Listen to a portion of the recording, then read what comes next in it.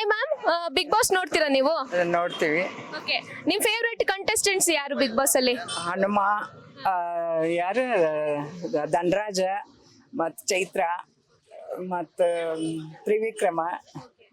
ಇಷ್ಟು ಜನರ ಹೆಸರು ಹೇಳಿದ್ರಿ, ಇದ್ರಲ್ಲಿ ಯಾರು ವಿನ್ ಆಗ್ಬೇಕು ಅಂತ ಅನ್ಕೊಂಡಿದೀರಾ?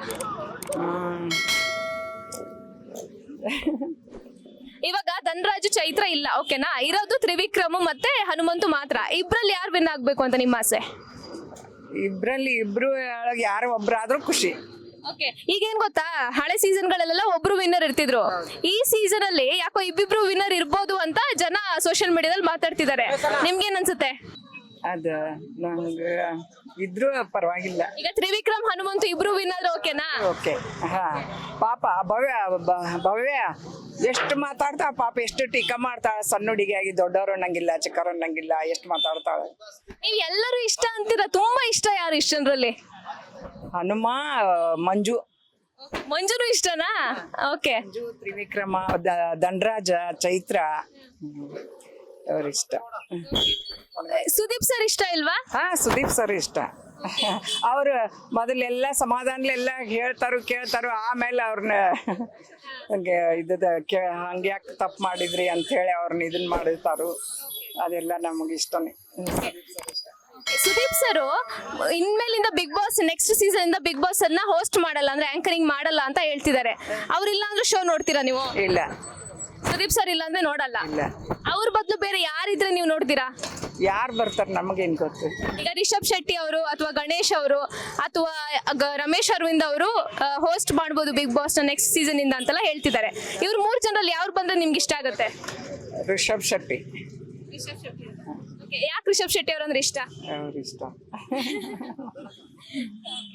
ಮ್ಯಾಮ್, ಇನ್ನು ಫಿನಾಲೆ ಹಂತದಲ್ಲಿದೆ ಬಿಗ್ ಬಾಸ್. ಇನ್ನು ಸ್ವಲ್ಪ ದಿನದಲ್ಲಿ ಮುಗಿಯುತ್ತೆ, 2-3 ದಿನದಲ್ಲಿ. ಸೊ ಶೋನ ಮಿಸ್ ಮಾಡ್ಕೋತೀರಾ? ಇಲ್ಲ.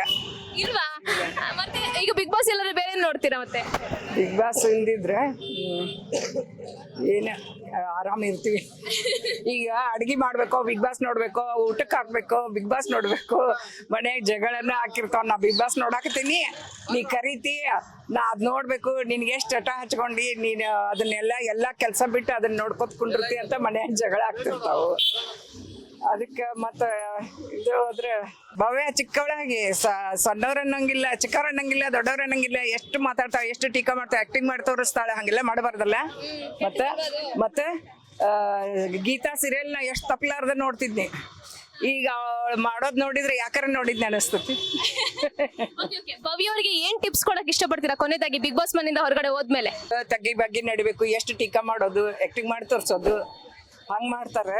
ಮತ್ತೆ ಸೀರಿಯಲ್ ಒಳಗೆ ನೋಡಿದ್ರೆ ಅಯ್ಯೋ ಪಾಪ, ಅಯ್ಯೋ ಎಷ್ಟು ಒಳ್ಳೆಯವರು, ಹಂಗೆಲ್ಲ ಆಗ್ಬಾರ್ದು. ನಾ ತಪ್ಪಲಾರ್ದ ಸೀರಿಯಲ್ ನೋಡ್ತಿದ್ದೆ. ಮತ್ತೆ ಎಲ್ಲರೂ ಊರಿಗೆ ಹೋದ್ರು ಅಲ್ಲಿ ಊರಿಗೆ ಹೋದಲ್ಲಿ ಹಚ್ಚಿಸ್ಕೊಂಡು ನೋಡ್ತಿದ್ನಿ, ಇಲ್ಲ ಮೊಬೈಲ್ದಾಗ ನೋಡ್ತಿದ್ನಿ. ಮತ್ತೆ ಈ ತರ ಮಾಡೋಣ ಯಾಕಾರ ನೋಡಿದ್ನಿಪ್ಪ, ಆಕಿನ ಇದು ಅನ್ನಿಸ್ತು ಬಿಡ್ತದೆ. ಲೇಟೆಸ್ಟ್ ಹಾಗೂ ಇಂಟ್ರೆಸ್ಟಿಂಗ್ ಸುದ್ದಿಗಳಿಗಾಗಿ ಬಾಸ್ ಟಿವಿ ಕನ್ನಡ ಚಾನೆಲ್ನ ಸಬ್ಸ್ಕ್ರೈಬ್ ಮಾಡಿ. ಹಾಗೆಯೇ ಬೆಲ್ ಐಕಾನ್ ಪ್ರೆಸ್ ಮಾಡಿ. ಇದರ ಜೊತೆಗೆ ಫೇಸ್ಬುಕ್, ಇನ್ಸ್ಟಾಗ್ರಾಮ್, ಎಕ್ಸ್ ನಲ್ಲೂ ಮಿಸ್ ಮಾಡದೆ ಫಾಲೋ ಮಾಡಿ.